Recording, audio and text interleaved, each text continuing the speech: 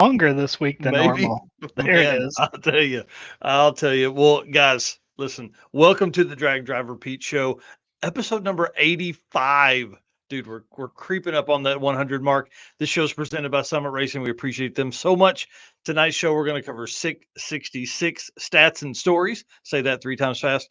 The final run of events of 2024 are kind of upon us, dude. We're going to talk about some of the upcoming events over the next 2 or 3 weeks, and we're going to look at some co-pilot photos for the Mahle Motorsports co-pilot segment. So let's kick this thing off, dude. All right, let's do it.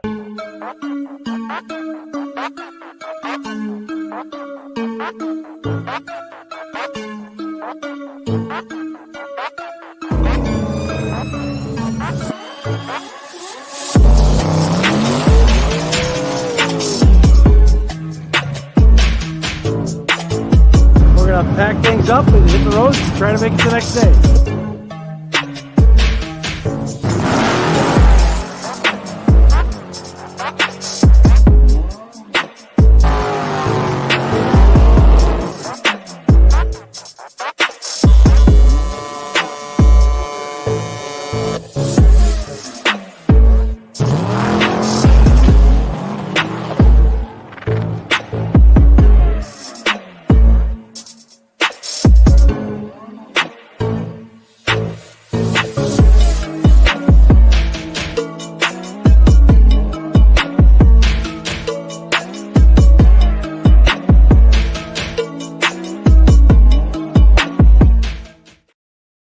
All right, guys, welcome to the Drag Driver Pete Show, episode 85. Again, my name is Mike Narks. I am the host of this show and the news that happens on Saturday mornings. And my right hand man, different spot here today, dude. You are literally on my right today. I think we need to keep this up. Mr. Eric, introduce yourself. Tell them what you got going on, dude. I am Eric White. I am the co-host of both the show and the news. Right now, I am still, and this people are probably tired of hearing it. I am still working through Hot Rod Drag Week photos. I am just about done with day 3 photos, like all Wow. of day 3. So the last photos of day 2 went up just earlier tonight. So that was the route stops, the way I've been posting them is kind of breaking the track photos down into 3 or 4 buckets so that you don't get blasted with 800 photos at once. So Yep. dropping those every 200-ish photos and then doing an album of rollers and an album from route stop. So the end is coming near. I know a lot of people have asked about buying photos and stuff, but a lot of people are kind of holding off until they see all of the photos. So day 3 is just about done. I'm going to start releasing them tomorrow, and then I will be starting to work on day 4, and hopefully soon I will be able to get all them finished. Hey, Appreciate everybody's patience on that. oh, It's 10,000 photos was not what I expected, and it's definitely been a learning opportunity for me. That is probably too many photos to take for an event. Just saying, well, especially somebody that has a full-time job and I can't come home mm, and just edit for a week straight and get them all yep. done. Well, and part of one of the ones that I've seen is like early on, you were keeping like one of a segment of shots, and now there's like two or three within that shot that you're catching, So I think your eyes getting better, you know what I mean? Like as far as like in the level of keep that you're editing down. So, dude, bring it on, man. We don't care if it takes a year. Just just keep hammering away. And if you run into something else, hey, I'm sure there's going to be another event coming up. PR that we'll have plenty of photos from as well. Yeah, I tell you what though, there are some great shots on day 3 from the hot dog place. I was editing today, and those photos, I'm super excited to release them because there is a lot of really good photos there. So later in the show, I'll kick back to kind of same type of stuff. Eric's editing photos. I'm over here putting videos together. There are, dude, I think I took 600 videos from 666, and there's a lot of fun stuff in that. And I'm going to start, I'm going to do it different. I'm going to like bundle interviews and conversations and passes per person because I think it may be easier for me. I really don't know what we're going to do about it, to be honest. That many videos is really tough. So during the event, I tried to put some together and kind of burnouts and things like that. But it got to be too tough, man. We're covering too many miles.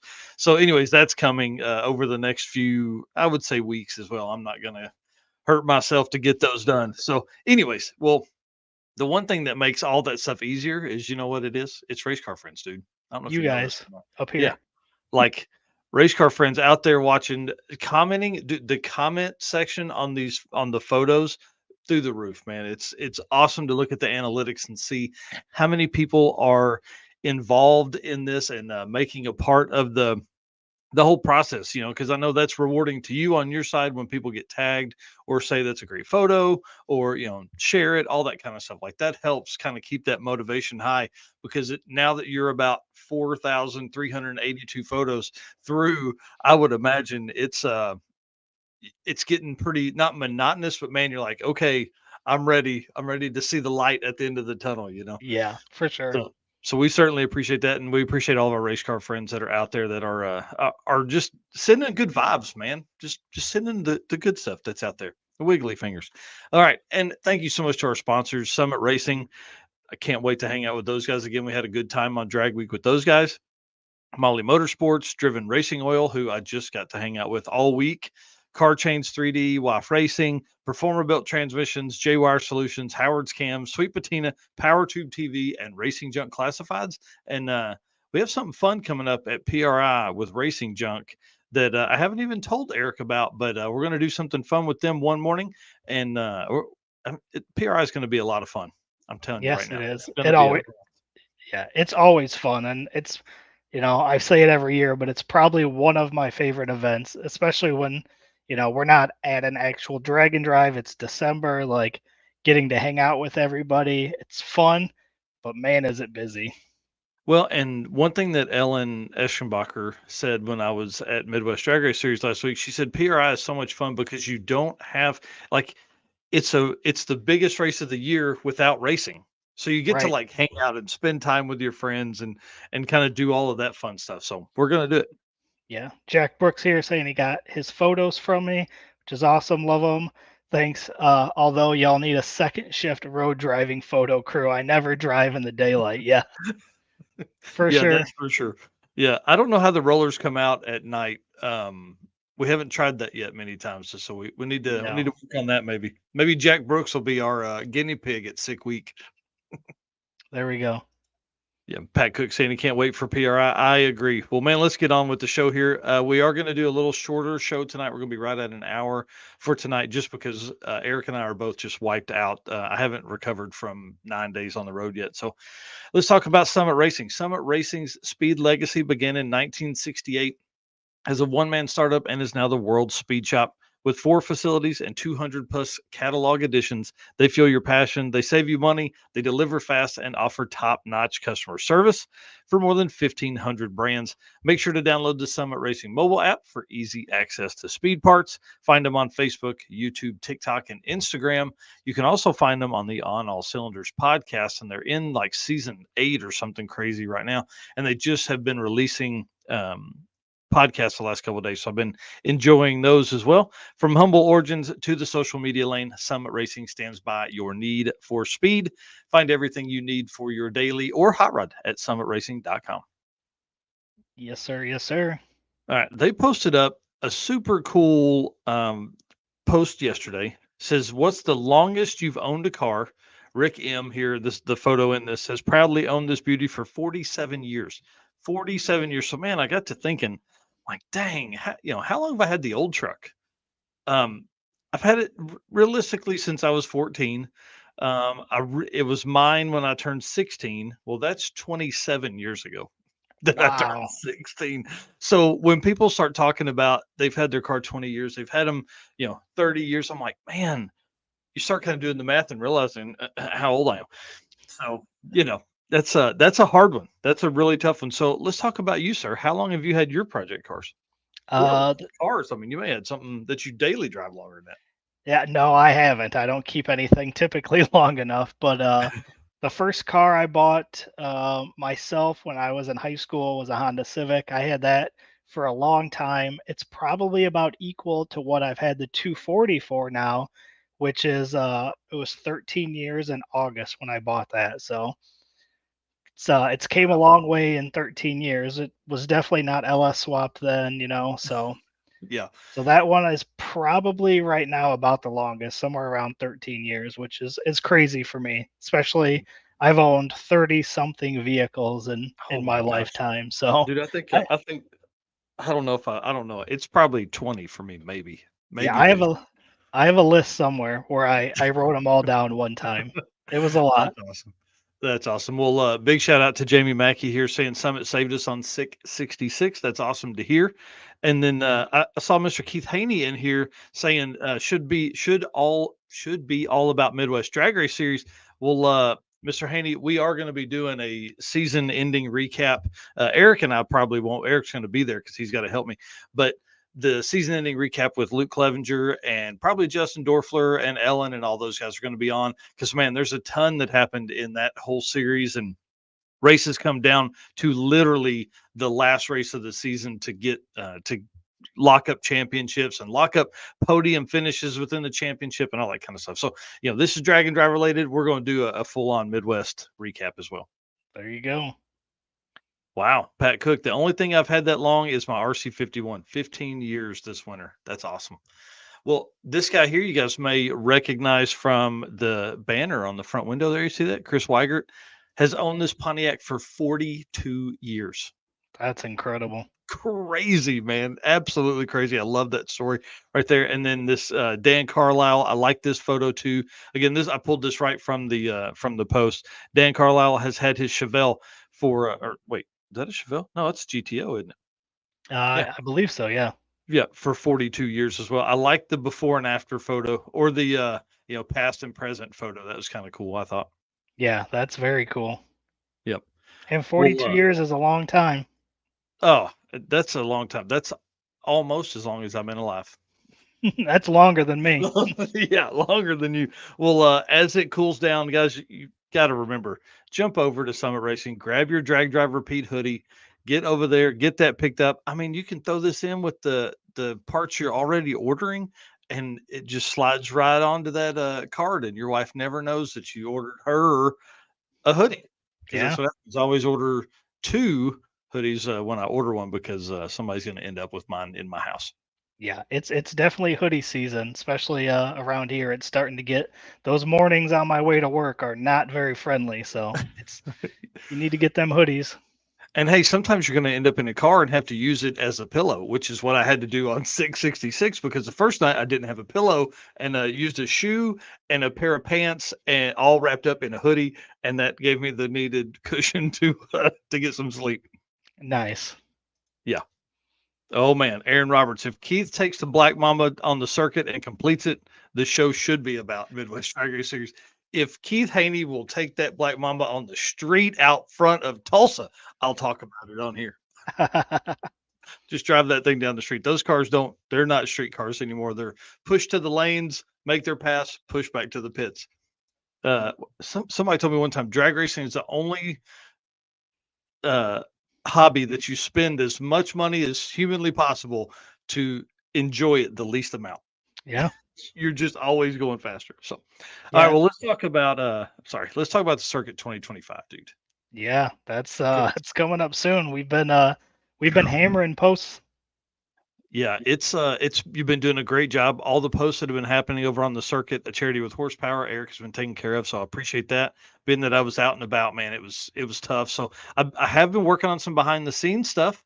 I've been getting all the tickets built and the event built and everything on the Foat. That's where we're going to do the sign up for all the tickets and stuff. So I've been building out all of that the last 2 days. That's taken more time than I thought. I did not remember it taking that much time last year, but maybe I was just really excited about it. So, I want to talk about some of the fun things that have come about in the last few days. If you guys were watching the Jesse Fox and Michael Nark's Drag Drive Repeat, I don't know, surprise live stream yesterday or the day before, I was talking about camping and like how I feel campers kind of get a short end of the stick, right?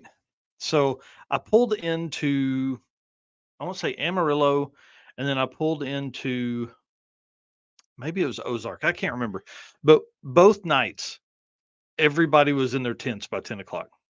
What? This is boring. This is really boring. So it made me kind of think about some fun stuff that we could do on the circuit. So I want to give a big shout out. Robert Voss commented in there, said, "Hey, I'm your Huckleberry," and so he's going to be our camp counselor for the circuit 2025.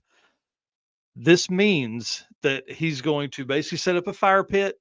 He's kind of like the guy to go to if you have questions about the tracks, if you're camping.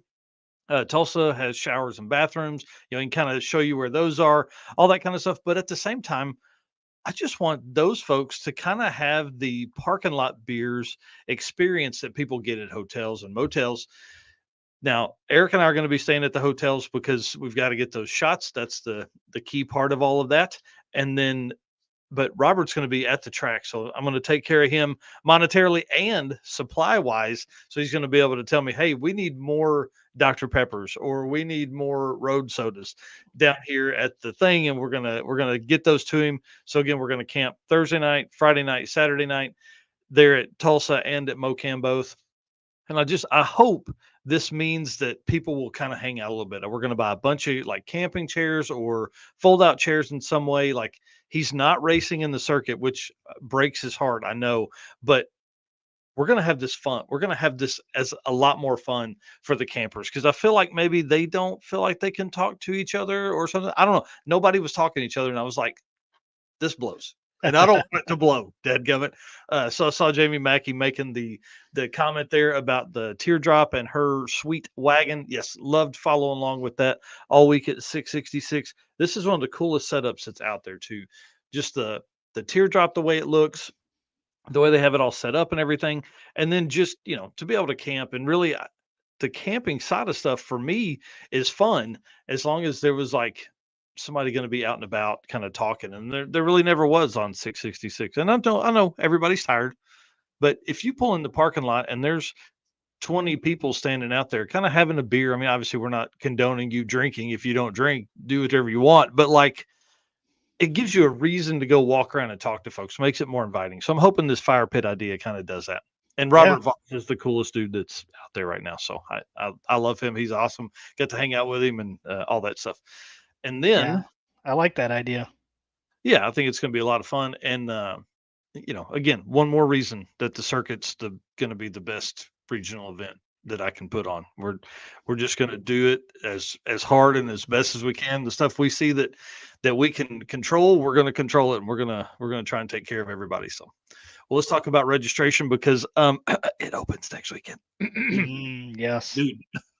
And I'm anxious to be honest with you. This is a big deal. We're growing obviously exponentially. We're growing by 30%. We're going from 150 to 200 race cars, which is larger than I ever thought this thing would be. So I appreciate everybody that's out there. This is a big deal. So the way this is going to work is the people that are returning racers and their co-pilots. So here's the thing. Your co-pilot doesn't necessarily have to submit an email to me to be on this. Like I'm going to, if you are a returning racer, you're going to get one. And then you're going to be able to share that with your co-pilot that was your designated co-pilot from 2024. Okay.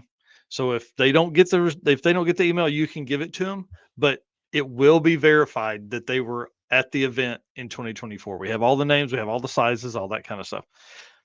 That is also getting a discount.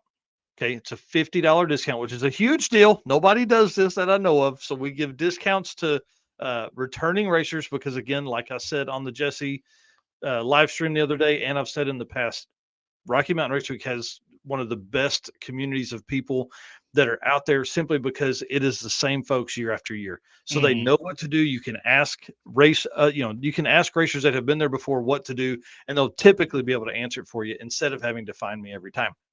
Right.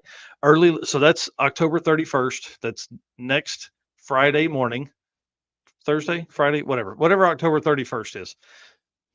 In the morning, 8 a.m. You will have 24 hours to sign up.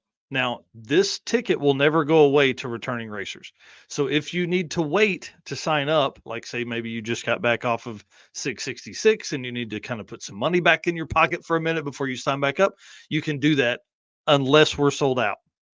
That's going to be the key thing. So you've got to, I don't know. I don't know how I'm going to do this, but if you get on the wait list and a spot opens up, you'll still get the discounted rate if you race with us in 2024. Okay. Well, I see Pat Cook says the 31st is Halloween. Yes. I don't know what day of the week that is though, but it's going to Thursday. start at 8 a.m. Nobody's going to be trick or treating at 8 a.m. So hopefully they'll be signing up here. The early listers, you can do that by submitting your contact information at thecircuitdnd.com. November 1st at 8 a.m., 24 hours open there for early listers. And then public registration Saturday morning at 8 a.m. Sorry, all these times are central, 8 a.m. central until it's sold out. And the early listers and the public registration is 300 each. Reggie saying that would be Thursday, and that's when we head out for SEMA and beyond. Nice. You can do it from the road, man. He'd be cruising that the organ grinder. Ah! Yeah, That's it's awesome. nice. It's nice because you got a 24-hour window there. So no matter Yeah. whatever you're doing, you got a 24-hour window to do it. So I like Yeah. that idea. And the returning racers, I can't imagine a way that we would fill 200 spots with returning racers and their co-pilots. I mean, I know we had 158 people last year, 151 people last year, and then, but surely less than 50 people will, those 50 people will still want to be co-pilots and not race their own car. But who knows? I don't know. Well, I may be surprised here. And then VIP Tech, like Brandon Parker is asking here, 60 car limit. This is going to be on Thursday, April 3rd. You will sign up. This will open at the same time registration is going to open up. And again, this is 60 cars on Thursday to try and help that Friday morning tech nightmare that we had this last year. Okay. 60 cars. I don't want to do any more than that just simply because it's going to be too hard to mess with that. $50 that is donated directly to the charity. I'm still working with the charities trying to figure out which one we're going to do, but VIP Tech will be signed up on the same day. Waitlisters last year, no, you had to be a racer last year to get on. Now you'll still be on the early list because I have your email, but you're going to get that early list email as well. So the people that registered last year and didn't show up, you're going to be lumped into that early lister opportunity as well. So let everybody chew on that for a minute. So the VIP Tech, I think, is going to be really fun. Again, we're running the pre-party just like we did last year.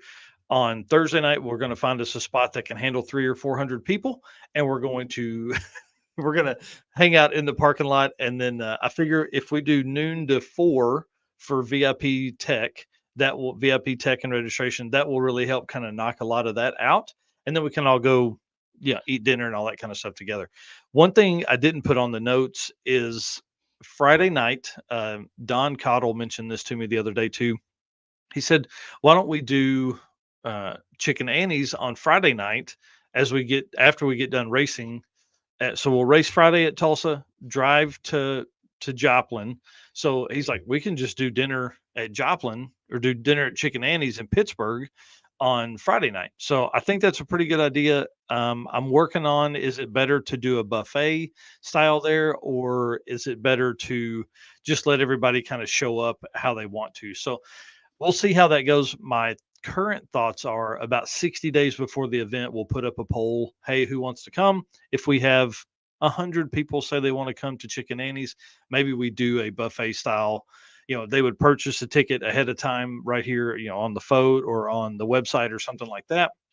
And then that way it's easy. You just walk in with your ticket and it's all taken care of. So I don't know. We'll see. Lots of things to consider for sure. Oh man, I'm telling you, yeah, best event that's out there. All right, we got to get to work, dude. We talked, man. But can we do a circuit without Chicken Annie's? I feel like we almost have to. I mean, if the hotel's in Pittsburgh, it's like 15 minutes down the road. Right. So I would feel bad if we didn't because they were so good to us last year. Yeah. So I think that's definitely the plan. Again, it goes back to, do we want to do a buffet style, or do we want to everybody pay their own ticket and work with that brain damage, or do we want to just everybody come in and yeah, I feel like the 100 buffet style would be best, and Yep. just get that price and do a pre-order ticket, and I think Yep. that's the way to go. Yep, I think so too. Just now I've set all that up. All the fun stuff that goes along there. All right, man. Well, I've been talking a bunch. Let's talk about some Driven Racing Oil event updates.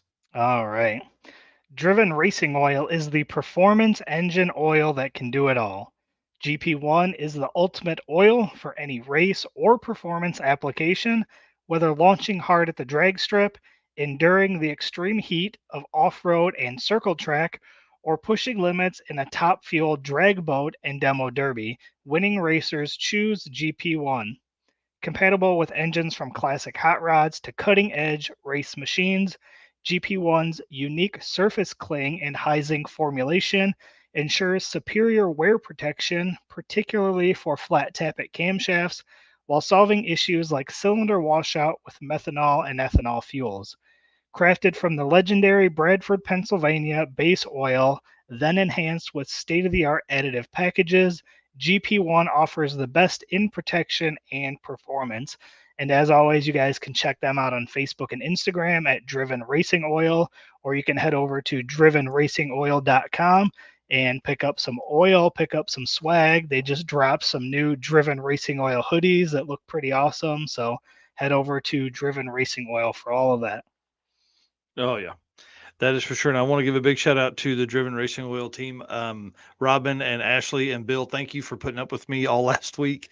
There were some moments of why is this dude in our pits? And then there were some moments like, man, we sure are glad he's here. So it was a great week. We had a great time. I'm sad though, Bill never jumped on the mic with me and we didn't get to dive deep into some stuff. But man, one of the coolest things, absolutely coolest things could have ever happened. I had Keith Turk sitting down with me just Saw on a that.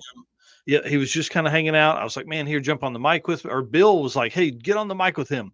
So we were talking, and then Steve Atwell walked up, and Keith and Steve were talking, and I had to plug the computer in. So I handed Steve the mic and said, dude, y'all talk. And they talked for like 30 minutes. It was so cool. That's awesome. Yeah, it was one of the coolest, just one of the coolest experiences ever to have, Keith, who's been around obviously since the beginning, and then Steve Atwell, who's been around since the beginning, to sit there and talk and tell stories and all the fun stuff that they had there. Well, let's talk about 666. It's over. People are home. Everybody's sad. The sick Dragon Drive hangover is still there. It's wild.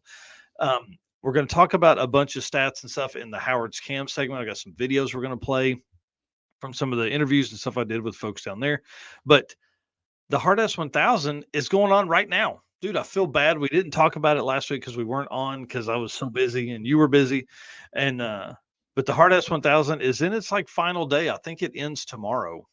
Yeah. Sadly. So if you're not following that, you can follow Haul Ass Garage and jump on there and see all the stuff that's been going on. Dude, it's typical Dragon Drive shenanigans, but like up one level. I mean, these dudes are in costumes. They're working on stuff on the side of the road in like a Beetlejuice black and white striped suit. It's looks like one of the most fun things you can have out there.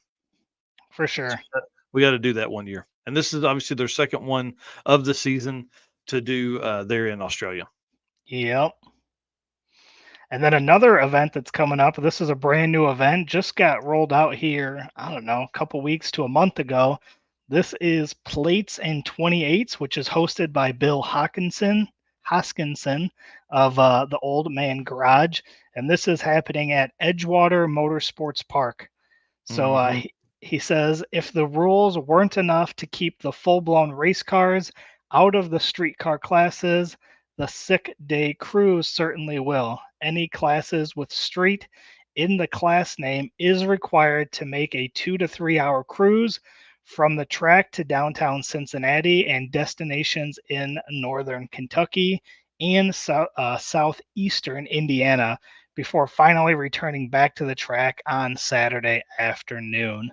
So definitely, it's kind of a no prep ish like event, and then they've got the drag and drive portion of it tied into the event. So definitely cool. Hopefully this is a successful event, and I think these guys know plenty about racing that they should be able to put together a pretty good event. So yeah, and they were at Sick Week this year. The kid raced like a 55 or 56 car, and then the dad Bill drove around, followed along with the week. So that was kind of fun to see that happening. And I think this is just an extension of that. They know drag racing, obviously. Now how do they make that one next level? So I think this is going to be fun to watch this kind of culminate, because again, we're seeing a lot of single day events popping up over the next, we will see a lot of single day events popping up over the next few years. And we look at 50, 70, 80 miles, something like that is about the minimum of what we would consider like legit for to call yourself a drag and drive. I know we don't make those rules, but like that's kind of where we decide if, hey, we're going to follow that or not, because there's some events that call themselves a drag and drive that's 10 miles and that's not it. So Yeah.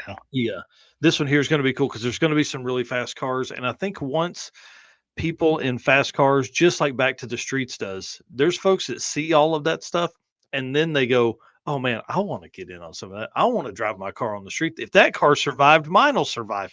And that's how we just continue to grow the community. Yeah, and I think blending the no prep and the drag and drive stuff is definitely gonna.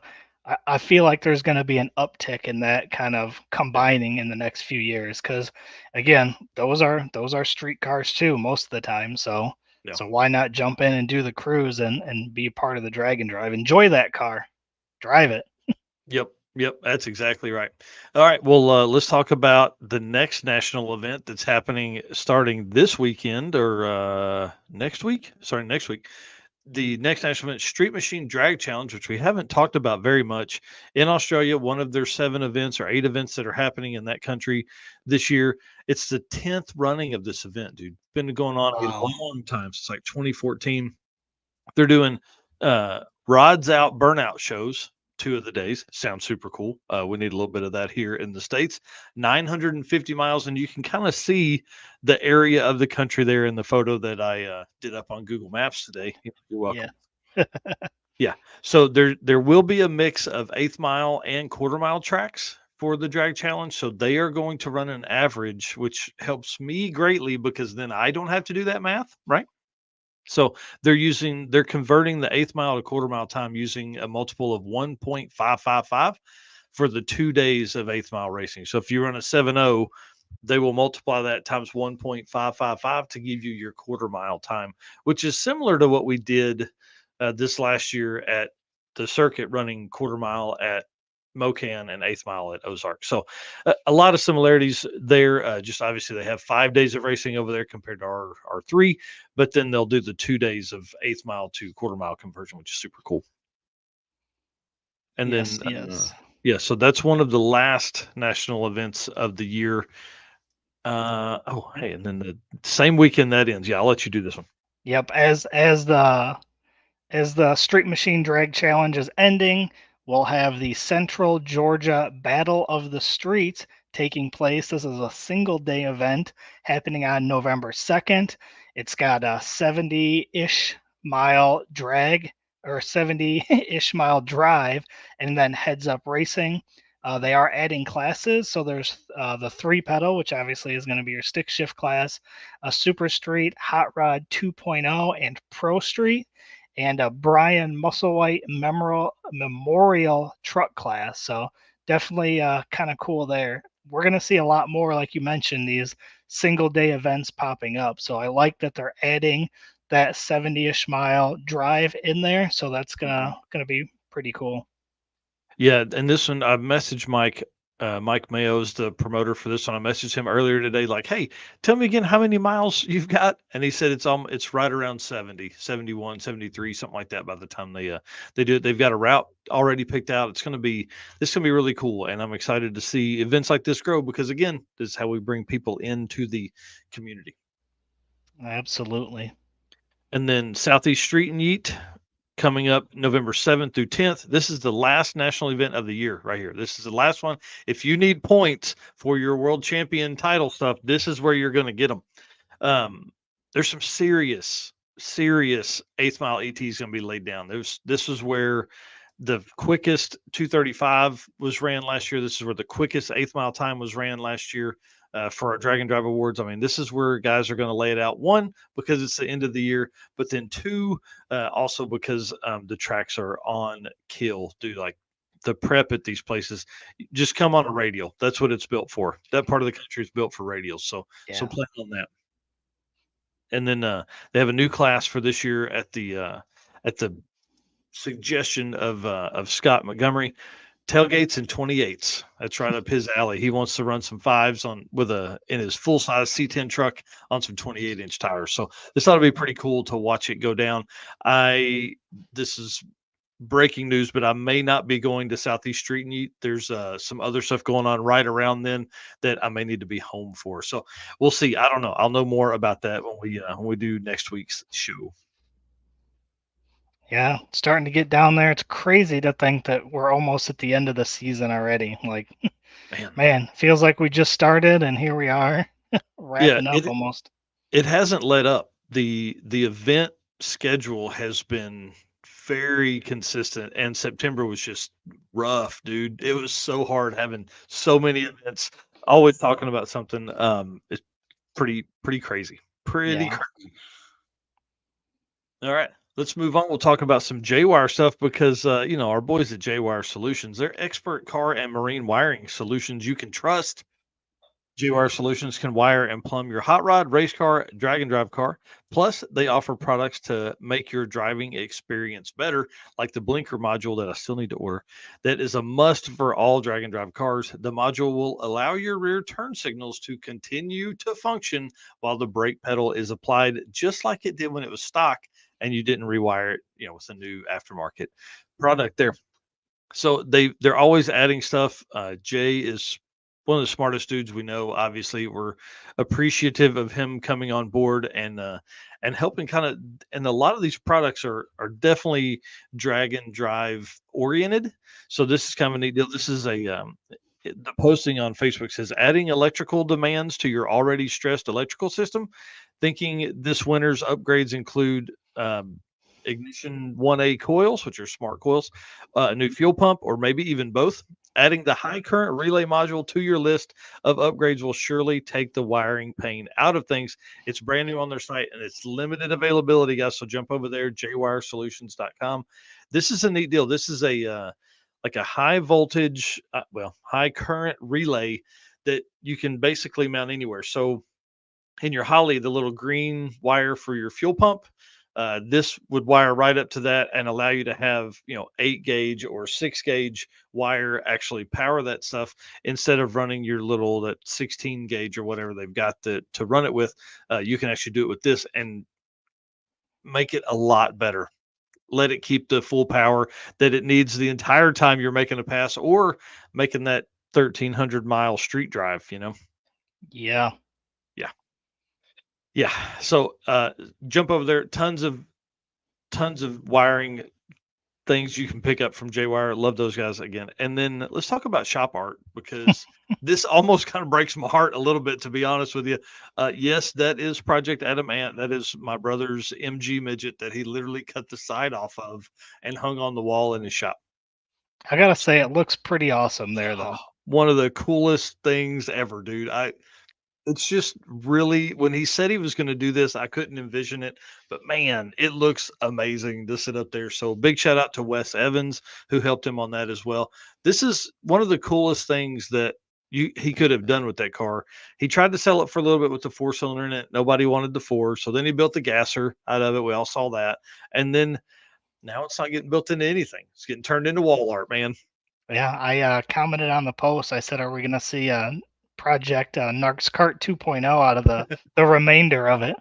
Yeah, I doubt it. I think he's already got the axle out. If the axle that's in the floor here at my shop is the axle from that car, then no, we're not going to see that at all. He brought over a 52-inch plate to plate axle the other day, and I think that's what came out of the car. I tell you what, just package that little thing up, put it on a pallet, ship the remains of it here, and then we'll build a cart out of it here. Yeah, there you go. I like it. I got an extra 8.8 sitting around. I got all kinds of stuff. Yeah, that car was a blast. It really was one of the neatest cars. One on Rocky Mountain and Race Week and stuff like that. But then too, just years and years of building, a lot of the skills that he now has, like roll cage building and all that kind of stuff, he learned from building that car. So it's really cool. I mean, like it's in that 15 years from now, when that car is hanging on the shop wall, he's going to be reminded of all that stuff that came from that car. Yeah, I'm pretty sure one of 815 stickers is on the side there somewhere too. Probably. He's got a bunch of them. Yeah. You gonna hit this here? What's something that you collect that you display in the shop? I think that's kind of cool.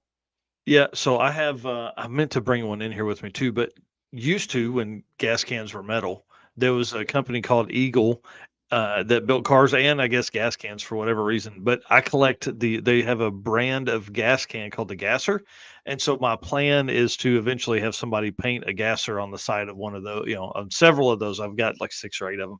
So if anybody is at a flea market or antique store and sees one, hit me up. If it's not too expensive, I'll send you some money, because they're getting pretty rare, and they kind of have they're all have the patina now, because I think they were probably cheap gas cans back in the day. So that is something that I have and display in the shop, along with Hot Wheels.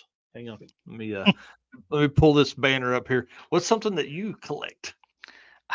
LS parts is what my garage says, but I got tons of LS parts in the garage. But one thing I have that I think's kind of unique is when I did circle track racing and when I played sports when I was younger, the number I always had was 21. That was just, for whatever reason, that was a number. So I was at I don't remember if it was an auction or where I was at, but I found the numbers 21 from an old Rue 21 sign, the old light up Nice, yeah. numbers. So those are hanging up in the garage on top of my cabinets.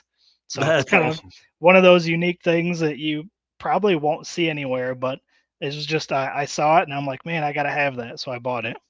That's cool, man. And in the That's shop cool. or in the office here, I've got license plates or metal signs in here. So I've got Back to the Streets. I've got my own.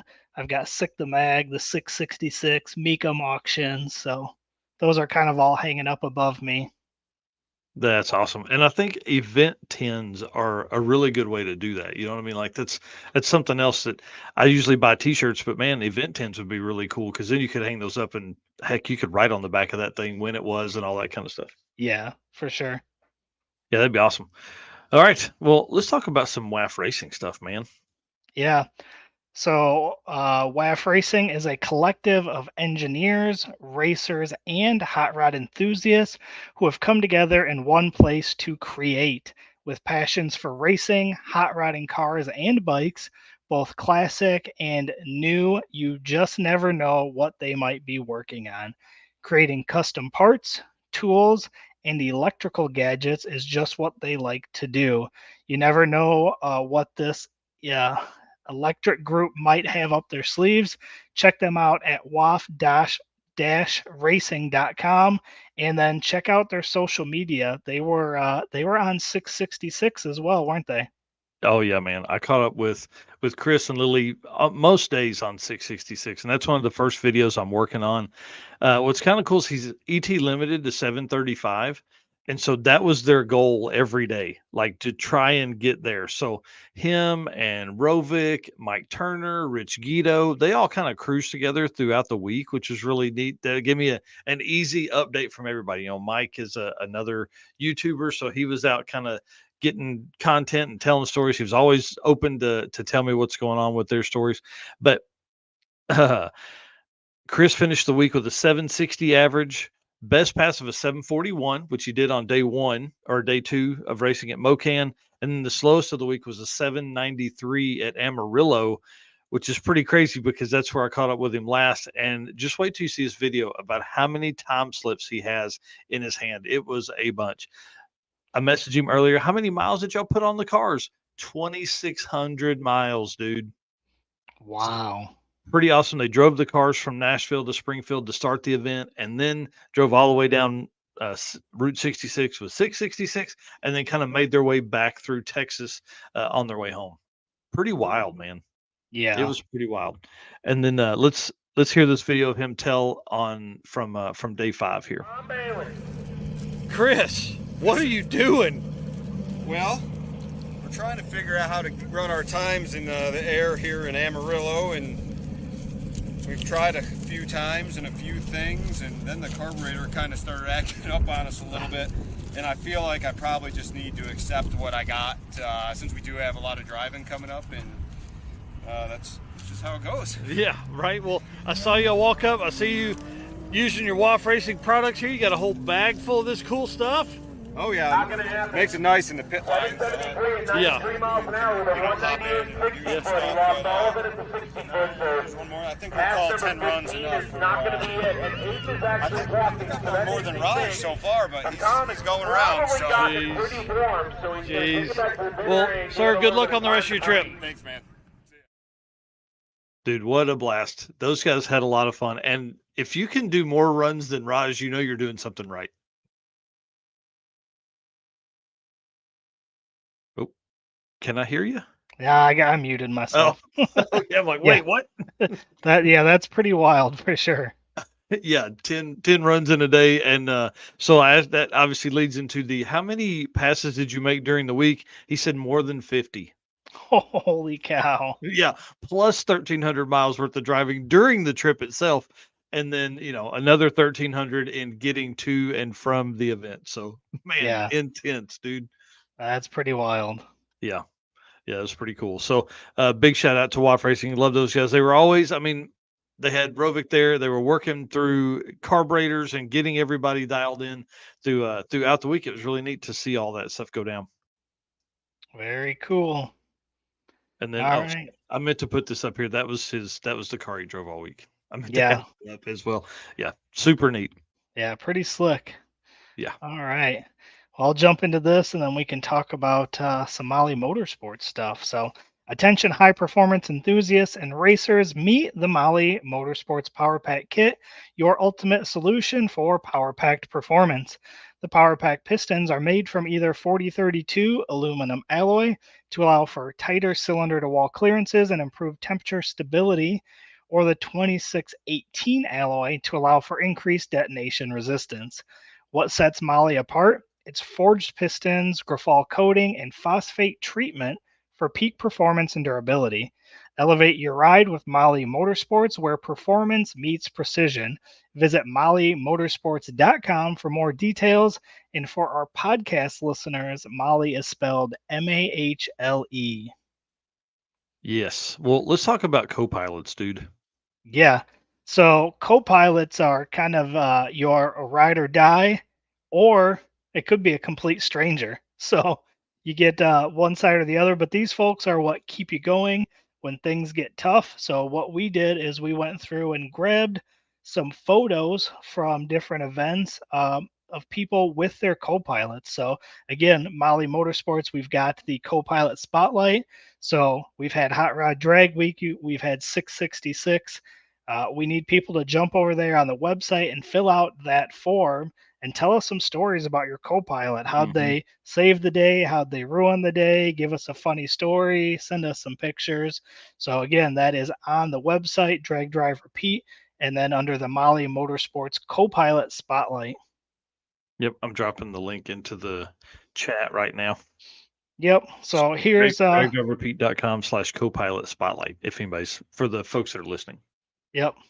So just a bunch of photos here. I can't remember everybody's names for sure. So yeah, I know that guy. yeah. Can you imagine? Look how tall Jim is next to the S10. I know he's not directly beside it, but he climbs in and out of that thing every day. Yeah, I feel bad for him. Tommy should have got an extended cab so he could put a seat all the way back for Jim. Yeah, that would have been awfully nice of him. The boat folks, man, they were having a boatload of fun. We've talked about it before. This is a blast to see this thing through here.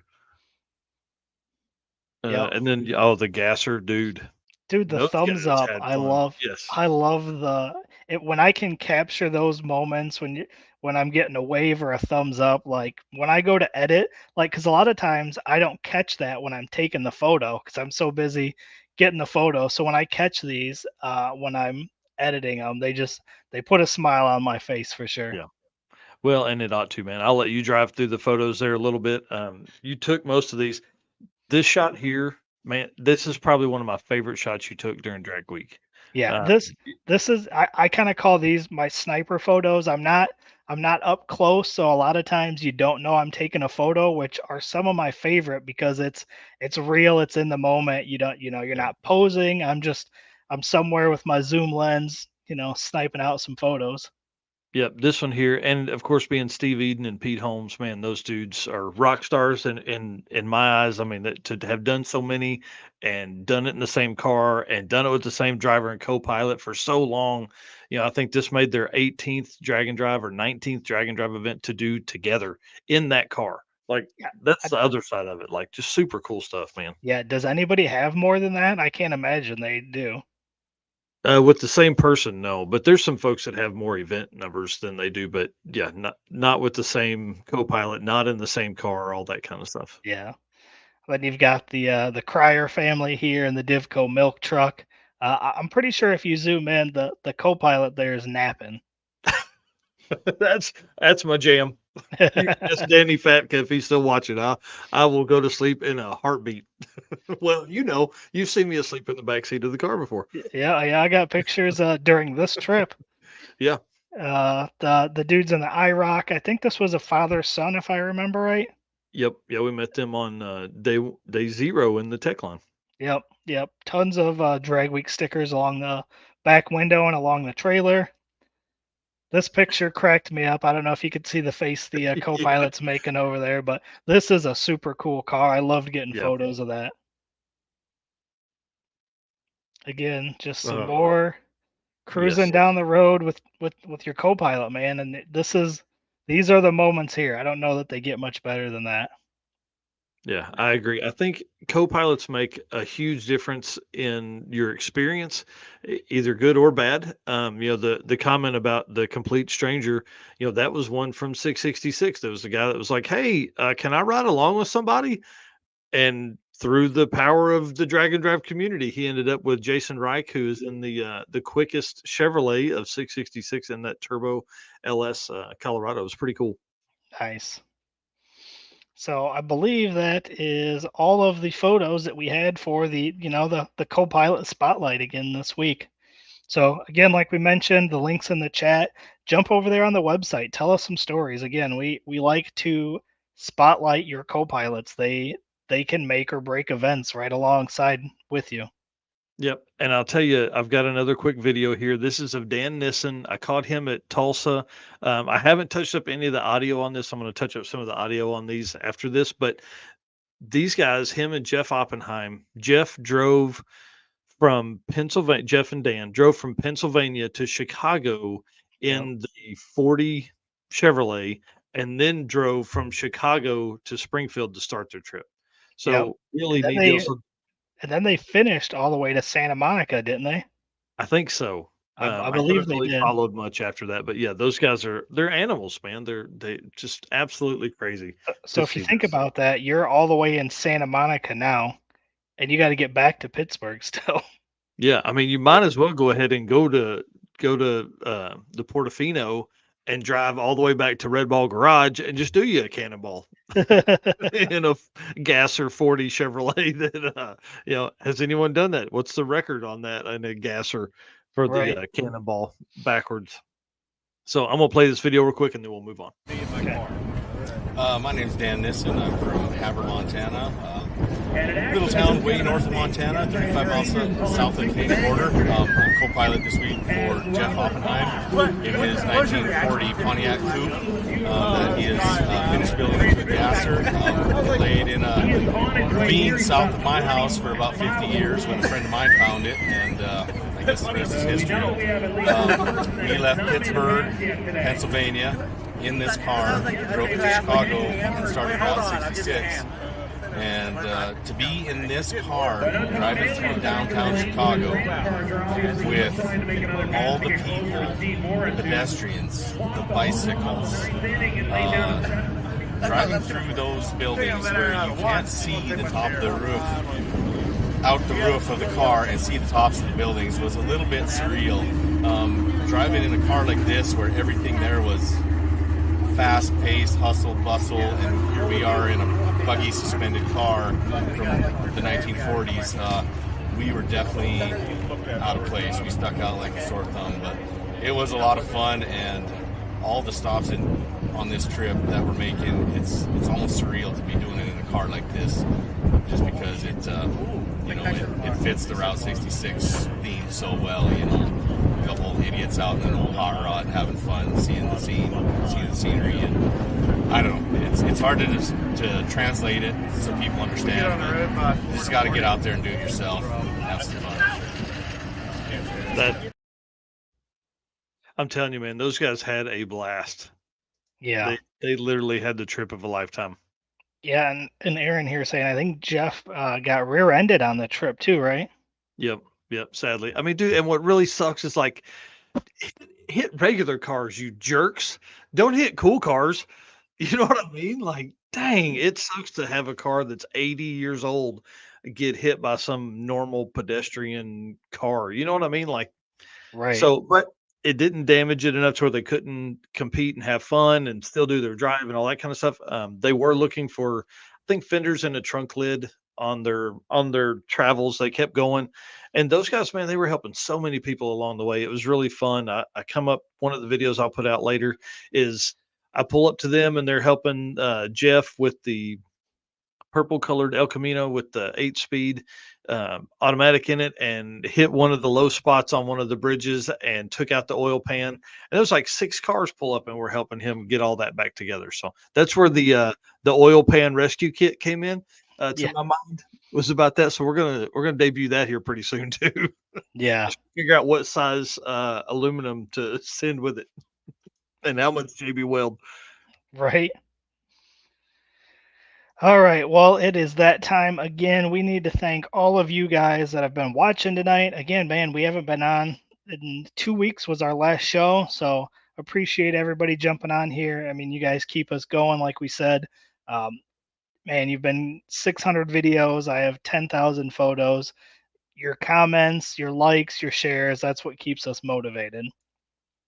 And of course, again, we can't do that without all of our sponsors. They make everything that we do possible. So we want to thank Summit Racing Equipment, Mahle Motorsports, Driven Racing Oil, Car Change 3D, WAF Racing, Performabuilt Transmission, J-Wire Solutions, Howard's Cam, Sweet Patina, PowerTube TV, and Racing Junk. And the gentleman's agreement. We talk about it every week. You know what it is. We're going to continue doing what we do because we love what we do. That's why we do it. But in return, we ask for you guys to hit the share button, hit the like button, leave a comment, send it to your friends, invite them to the Race Car Friends group page. Let's grow that. Let's grow this entire community. So again, we can't verify that you're going to do that, but that's what the gentleman's agreement is. You got the PowerTube TV. Nope, didn't put that one in there. But hey, listen, if you're not doing it, go over follow PowerTube. You can watch us there. I have some exclusive stuff that's coming on that as well. I'm giving them a video. Hopefully tomorrow I can finish it up. That's kind of a quick recap of the week and some fun things that happened. So you'll be able to see exclusive Drag Drive Repeat content, plus a lot of other content from other content creators that's out there. And then you can catch your boy right here on the Southeast Gassers. I'm the host of that TV show that they put out. So you can see me doing more stuff than just the Drag and Drive community. So it's kind of cool. But yeah, if you're not on PowerTube TV, I don't know what's wrong with it. It's a free app. You can get it on your smart TV, you can get it on your computer, on your phone, whatever. So get over there and do that for us. We would appreciate that, please. Yep, and I'm sure we'll get to check them out again at PRI this year as well. Oh yeah, the Saturday morning extravaganza that's going to be going on. We'll be running a live stream out of their booth, but also we're going to get to meet a ton of content creators that they work with, and we're going to be kind of doing some interviews and stuff. You and I'll be working through introducing new people on their platform and talking to folks and all that kind of stuff. So it'll be part of our PRI stuff with them. So I'm excited about that. All the details haven't been worked out, obviously, the way I'm just explaining it. But there's some stuff going on Saturday morning at the PRI at the Power Tube PRI booth. Yeah, and I'm gonna tell you this right here. You can't see it yet, but we're gonna display this here probably next week. This Yeah. is the exclusive PRI sticker like we did last year. But I'm Yep. telling you, this year is way cooler. So Oh yeah. yeah, you can't see it. It looks like a white circle, but I can see Yep. the front of it. I'm really excited about that sticker. One, not for now, but for 10 years from now, when people are showing those off and, oh, look, I got this one this year and I put this one on my wall. And, you know, is there going to be a secondary market for decals that weren't put up? Because, like, we only give those to 100 people a day. Right. That's very few people. And so, as Right. I'm walking around giving out the 666 decals, I'm like, this is pretty special because there's only 100 of these ever going to be made. So, after the event, people were messaging me, hey, how can I get one? I was like, sorry. Yeah, you better have saved me one of those. What? I hope you have one at home. I don't. Give me one. Well, The dang, we're gonna 666. have to order 10 of them. Maybe that's what we do. I think that would get us through the folks that want them to. Maybe we do that. Okay. You talked me into it. Well, let's I didn't mean to go this long, but Yeah. it's kind of cool. An hour is perfect. Let's talk about the Howard's Cam community segment because this is kind of fun and will be a great way to end the show. Yeah, I'll go ahead and jump on. I'll hit this video real quick and then we'll get into it. Hello, ladies and gentlemen. Harris from the Monoxide Podcast. Real quick, Howard's Cams was founded as a racing cam manufacturer almost 80 years ago when Howard Johansson created Howard's Power and Racing Equipment in 1945. Howard's Cams has always used on-track experience to design the most powerful designs, and today they have an even greater group of experienced racers in circle track, drag racing, road race, mud bog, and marine. They use all this input plus the most advanced computer software to design the most competitive race-winning products. From pioneers in drag racing and oval track to cutting-edge marine development, Howard's Cams is at the forefront of the industry. So make sure to reach out to our friend, Luke B, for your next valve train upgrade. Sweet. Oh, yeah. Love me. Love you, buddy. All right. Him at PRI. Yeah. Let's talk a little bit about 666. You were there for, what was it, 4 days? 4 days of racing, 8 days total, I feel like. Man, it was awesome. Day 0, of course, has kind of has turned into like this whole day thing. If people get there early in the morning, they do tech and then they do some testing and stuff like that. So I was there through day 4 of racing, day 6 of the event, I think, something like that. It was let's see, Thursday, Friday, Saturday, Sunday, Monday, Tuesday. Yeah, 6 days. So pretty crazy, man. 176 people started, but I really feel like there were like 50 sick ward people that were there. It was really cool. Then there was some super neat stuff that was there too. A lot of the videos coming out were really, I've got like 4 or 5 cars that I followed throughout the week that were just sick ward cars. Yeah. Having the trip, they weren't making passes, but they were making the drives. They were having fun and taking pictures and all that kind of stuff. That's awesome. Yeah. And then obviously the difference is there's no classes, right? It's not like a traditional drag and drive. So it's like kind of Yeah. your all or nothing. Right. So there was 176 that started. Mm-hmm. So we've got the top 3 of the event. This is overall, correct? Yep. You're going to have to help me with the last name here. Jason. Russo. Okay. Jason Russo wins this one as well. He did win Death Week last year as well, and now he won 666. How cool is that? Yeah. Jason's average ET across 6 different tracks, 5.467 with a best ET of 5.365 at Ozark. Yeah, he kind of put it to it. He was the man. I'm telling you. It was his to lose if he had chosen to. It was pretty cool to watch that car go down. I've been at a few events with him, and man, that car just works. It just works. But it's 850 limited, so 535 is really as fast as he can go, or 536 or something like that. Yeah. Awesome. So that was your number 1. Number 2, Rick Steinke in second with a 5.602 average with a best ET of 5.402 again at Ozark. Yeah. Ozark had it on, man, they were on point. They had it figured out for sure. Yeah, is this the honk if parts fall off? Mm-hmm. Okay, that's what I thought. And then number 3, rounding out the top 3, was Lamar Swindle Jr. in third with a 5.670 average with a best ET of 5.326. He could have won if he had not turned in a 6.339 on day 1. Yeah, it was he got real close. Like if that number had been like a 5.9 at all, it would have worked. But he couldn't get that car to work on day 1. I think they end up even like pulling the nitrous off to make a pass, trying to get it to go down.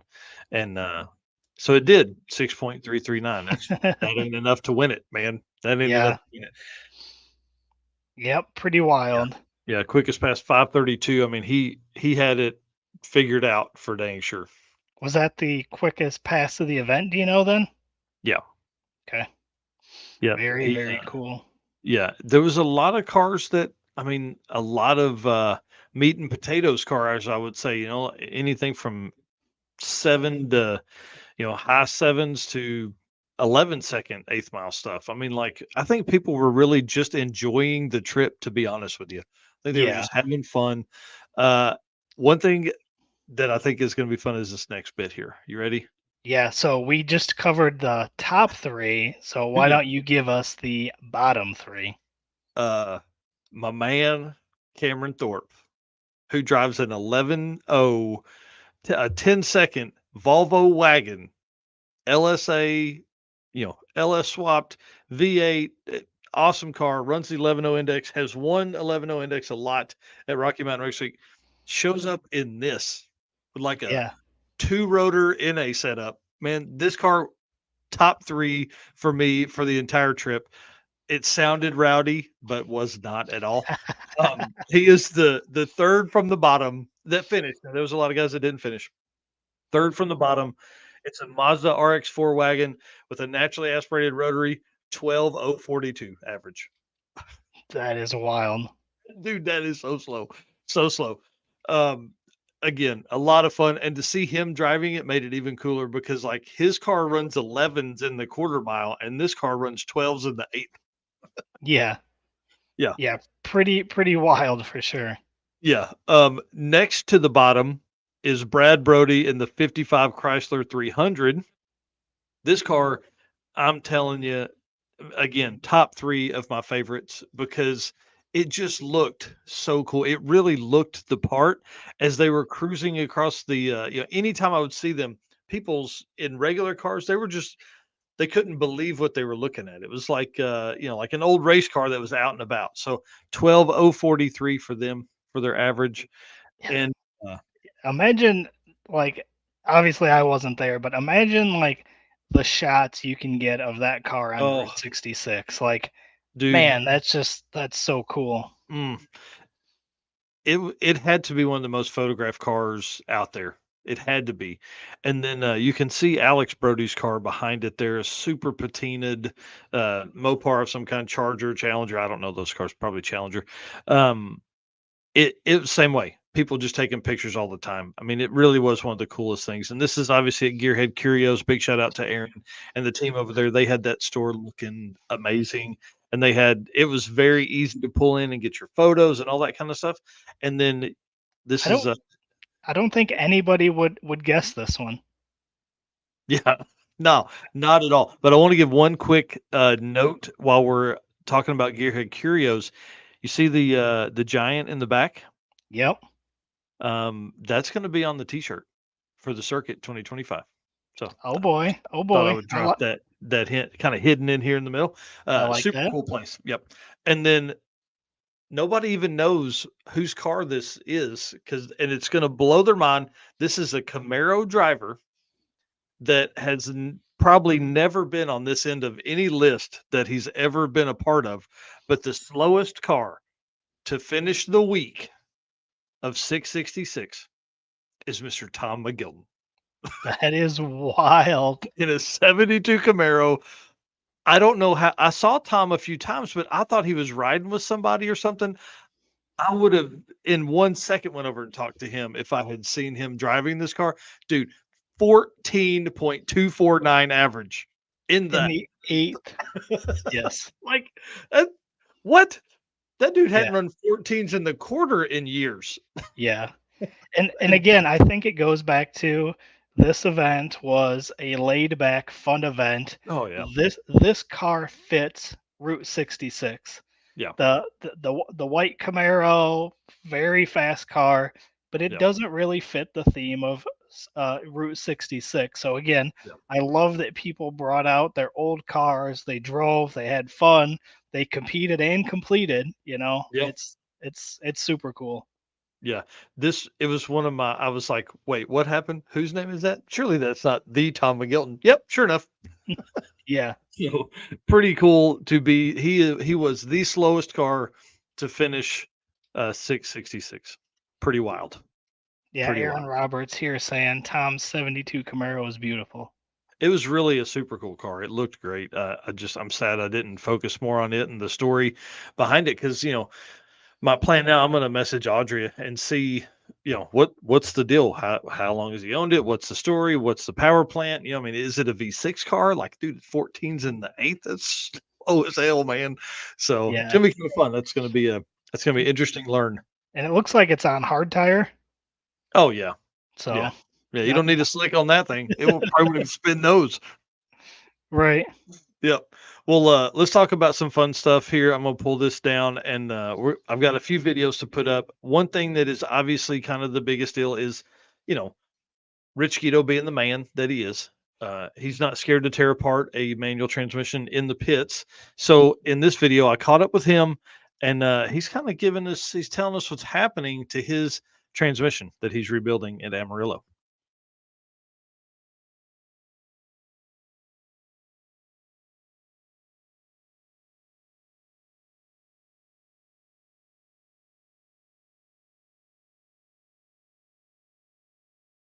Mr. Rich Guido, tell us, what are you doing? Well, you see this part over here. See this here? 778, that is his Well, that straight. was all secondary. 778. So this is where the throat bearing is supposed to ride. Bailey makes the turn again. Only it's supposed to be a little longer than that. Oh no, that's no good. So when I made the pass, I could hear some grinding, go to push the clutch in. It's making funny noises. I knew something was wrong. I pushed the clutch in again, and it worked. Lap number I'm like, 13. that shouldn't do that. So we have some discs. It chewed up my clutch disc really bad. Oh man. And more importantly, it's a 29 spline, and they're harder to get. So we don't have any spare 29 splines. In fact, I might have called my clutch guy a couple of days ago and go, hey, you got any of those just in case I need one? But we need a collar, and we don't have a collar either. But we got 2 days of driving now, so we should be able to get one overnighted if I That can is what pass Bailey is trying to to be. the hotel in 2 days. But you got to at least get it running, like to where you can drive it.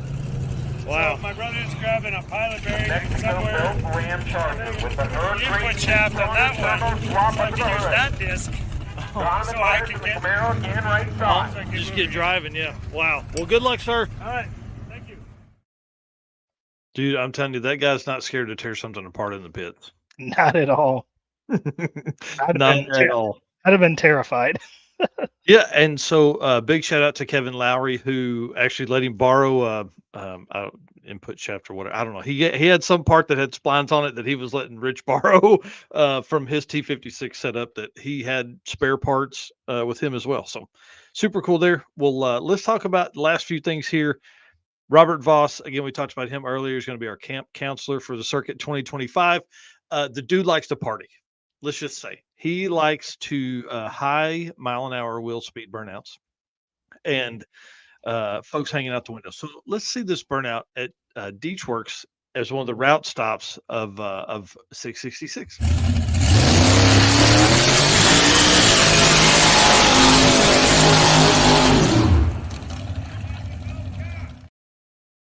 I love it. Was that a dude hanging out the passenger window? Yep. Yeah, your co-pilots, man. That's what they're supposed to do. Just get people riled up, and that's what they did. So they had a yeah, they were Oh, having a blast. It's got like a reflection on or something.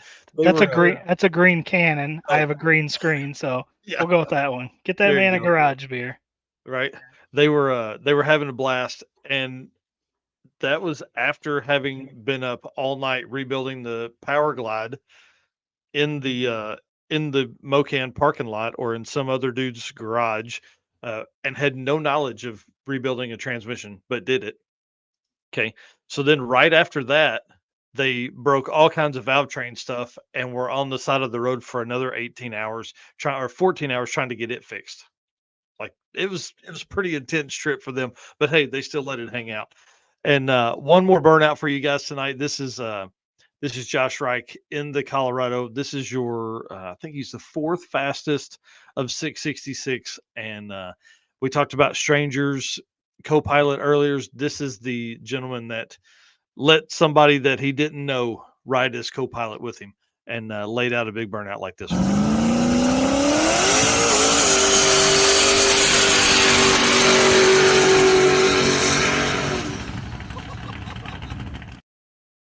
Yeah, dude. Yeah, Pretty awesome. that's the kind of burnouts I want to do, man.